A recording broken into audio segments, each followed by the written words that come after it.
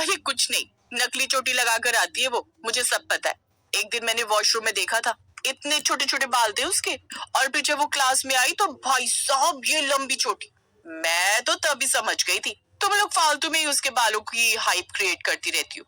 अरे पागल बनाती है वो तुम सबको। दिव्या ऐसी ही थी, जब तक वो दिन भर में 4-5 बातें इधर की उधर और इधर की उधर ना कर ले, उसका खाना ही हजम नहीं होता था। अपनी इसी आदत से उसने अपनी कई सहेलियों को आपस में लड़वा दिया था। पर ऐसे ही वक्त गुजरता चला गया और फिर दिव्या की शादी हो गई। अब मेरी बात सुनो ना। हाँ भाई, क्या हो गया? तब से दिमाग खाए जा रही हो। दिमाग नहीं खा रही हूँ, कुछ बताना चाहती हो। रोहन, लो बैठ गया सब छोड़ छाड़ के, बताओ क्या बात है। वो गली नंबर 4 की शर्मा आंटी को जानते हो ना? वो जो मोटी सी है? हाँ हाँ, वही वही। अरे बहुत ही बुरी औरत है वो, एक तो खा खा कर मोटी हो गई है, ऊपर से सबसे चुगली करती फिरती है। तुमने ये बताने के लिए मुझे यहाँ बैठा है? नहीं नहीं, ये बताने के लिए नहीं, बल्कि ये बताने के लिए कि उस मोटी की लड़की भाग गई है। भाग गई मतलब? अरे उसका किसी लड़के से चक्कर था, तो दोनों ने भागकर शादी कर ली। हाँ तो ठीक ही किया उसने। अरे पर वो लड़का ब्राह्मण भी नहीं है। हाँ तो क्या हुआ? वैसे दिव्या, ये जो तुम कर रही हो ना, इसे भी चुगली ही कहते हैं। हाय कैसी बातें कर रहे हो आप, मैं चुगली कर रही हूँ? अरे इसे चुगली नहीं कहते, इसे तो वो हाँ बताओ ना, क्या कहते हैं? इसे तो बस बात बताना कहते हैं, और क्या। तुम भी ना गजब करती हो। चलो अब मैं नहाने जा रहा हूँ, और तुम ना जरा अपनी ये आदत छोड़ दो यहाँ से वहां करने की, वरना किसी दिन बड़ी दिक्कत में पड़ जाओगी। हाँ हाँ ठीक है, जाओ आप। अब तो बात ही करना बेकार है। अपने पति से बहस करने के बाद दिव्या कपड़े प्रेस करने लगती है। फिर उसी शाम, अरे दिव्या इधर तो आओ। जी मम्मी जी, मैं और तुम्हारे पापा मंदिर जा रहे हैं। अच्छा ठीक है मम्मी जी, 1 मिनट। वो मंदिर के पास जो लड़की बैठती है ना फूल बेचने वाली, अरे वो गोरी सी। कौन? आरती? हाँ, क्या हुआ उसे? उससे प्रसाद मत लेना आप लोग। क्यों भाई, क्या बुराई है उसके प्रसाद में? हाँ, और हम तो इतने सालों से उसी की दुकान से प्रसाद ले रहे हैं। अरे नहीं नहीं मम्मी जी, पता है वो विधवा है। नहीं, वो तो सिंदूर लगाती है, मुझे याद है अच्छे से। हाँ वो इसलिए ताकि उसकी दुकान चलती रहे। मतलब ये कि प्रसाद तो हमेशा सौभाग्यवती से ही लेना चाहिए ना। मुझे तो किसी ने बताया कि उसका पति तो 2 साल पहले ही मर गया था, पर फिर भी उसने सिंदूर लगाना नहीं छोड़ा। अब बताइए, ऐसी धोखेबाज औरत से प्रसाद लेंगे क्या आप? ओहो दिव्या, तुम भी ना, मतलब किसी ने तुम्हारे कानों में कोई बात डाल दी और तुमने यहाँ उड़ेल दी। क्यों? उड़ेली नहीं है पापा जी, मैंने तो बस करो दिव्या, पता नहीं तुम्हारी ये आदत कब जाएगी। ये कहकर महेश और रीना मंदिर के लिए निकल गए। उधर दिव्या धीरे से बड़बड़ाने लगी। भलाई का तो जमाना ही नहीं है, एक तो इनके भले की बात कहो, ऊपर से ये सब लोग कहते हैं कि मैं चुगली करती हूँ। अरे ये कोई चुगली है भला? मेरी तो कदर ही नहीं है इस घर में। दिव्या गुस्से में रसोई में गई और खाना बनाने की तैयारी करने लगी। फिर उसने जैसे ही फ्रिज खोला, लो सब्जी नहीं है तो खाना क्या बनाऊं, अब मुझे ही सब्जी लानी पड़ेगी।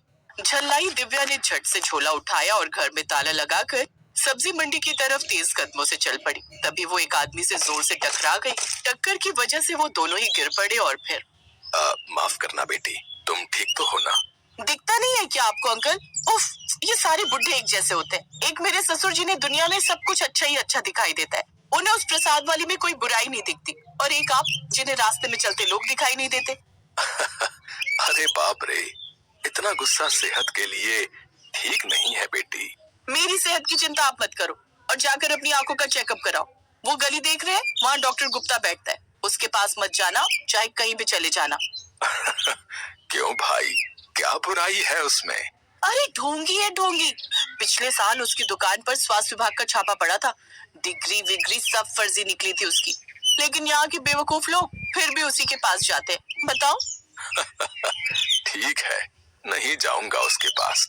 दिव्या ने रंगा के सामने गुस्से से हाथ जोड़े और वहाँ से भन्नाती हुई निकल गई, लेकिन जाते जाते उसने डॉक्टर गुप्ता की बुराई करने में भी कोई कसर नहीं छोड़ी थी। फिर रात को, हाँ जी मैडम, शादी को 40 साल पूरे होने वाले हैं, बताओ तुम्हें क्या तोहफा चाहिए? कुछ नहीं चाहिए मुझे।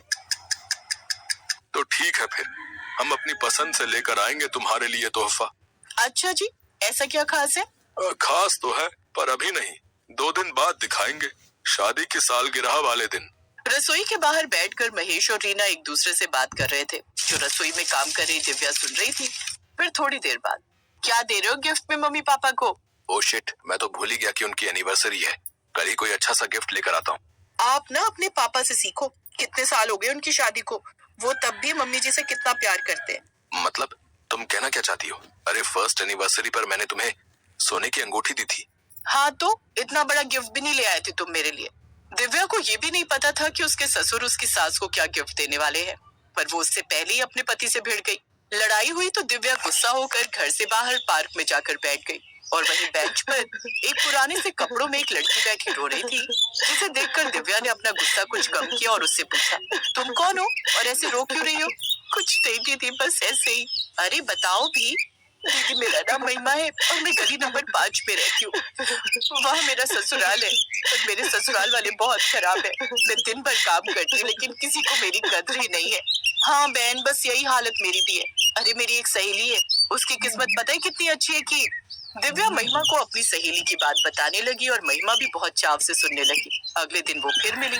अच्छा महिमा, मैं चलती हूँ, आज ना मेरे सास ससुर की शादी की सालगिरह है, बड़ी तैयारी करनी है।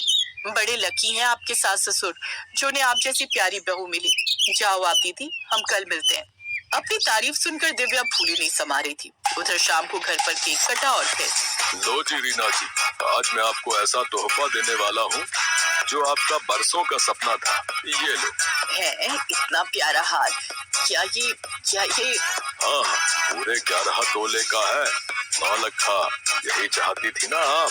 9 लाख का हार देखकर दिव्या की आंखें फटी की फटी रह गई। उस रात दिव्या ने अपने पति से 9 लाख के हार पर फिर लड़ाई कर ली और फिर अगले दिन वो फिर जाकर महिमा से मिली और उससे चुगली करने बैठ गई।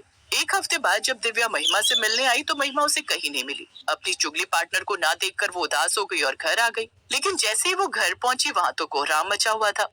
अरे ऐसे कैसे खो गया है? अरे भगवान, एक हफ्ता भी नहीं हुआ है अभी तक, पूरे 9 लाख का था वो। माँ याद करो माँ, कहाँ रखा था? अरे उसी जगह रखा था, जूते की रैक के पीछे बनी छुपी दराज में। पापा कहीं हार चोरी तो नहीं हो गया ना? अरे ऐसे कैसे चोरी हो जाएगा? पहली बात तो हम चारों के अलावा उस दराज के बारे में किसी को पता नहीं है, और दूसरा चोर आएगा तो कुछ और भी तो चुराएगा ना। अरे सब ऐसे ही रखा है, कुछ चोरी नहीं हुआ उस 9 लखा हार के सिवाय। इतना सुनते ही दिव्या वहीं अपना माथा पकड़कर बैठ गई। आपके पति आपसे बहुत प्यार करते होंगे ना दीदी? अरे हाँ, एक नंबर के कंजूस पति हैं। पता है मेरे ससुर ने 40 सालों बाद मेरी सास को 9 लाख का हार दिया है, सोचो। अरे वाह, ये तो बहुत बड़ी बात है। पर दीदी आगे जाकर तो वो हार आपका ही होगा ना? क्या बात कर रही हो दीदी? उस हार को आपने छूकर भी नहीं देखा क्या? कहाँ यार, वो हमारे घर में एक छुपी हुई दराज है जूते स्टैंड के पीछे। उसकी एक ही चाबी है जो सास हमेशा अपने पास रखती है। मुझे तो कभी फटकने भी नहीं देती उस रैक के पास। दिव्या को अपनी गलती का एहसास हो गया था। वो समझ गई थी कि उसने अपनी चुगली की आदत से अपने ही पैर पर कुल्हाड़ी मार ली थी। अब ना तो वो हार उसकी सास का था और ना उसका, पर हिम्मत करके उसने अपने घर वालों को सारी बात बताई और फिर पुलिस को। और किस्मत से हुलिये के आधार पर पुलिस ने महिमा और एक आदमी को पकड़कर हार बरामद कर लिया। आप तो वही अंकल है ना?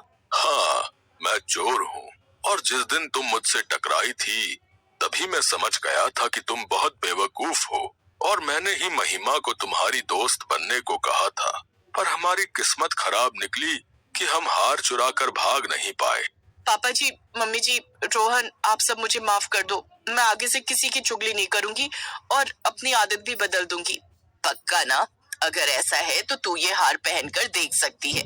और फिर वाकई दिव्या ने चुगली करना छोड़ दिया और हमेशा खुश रहने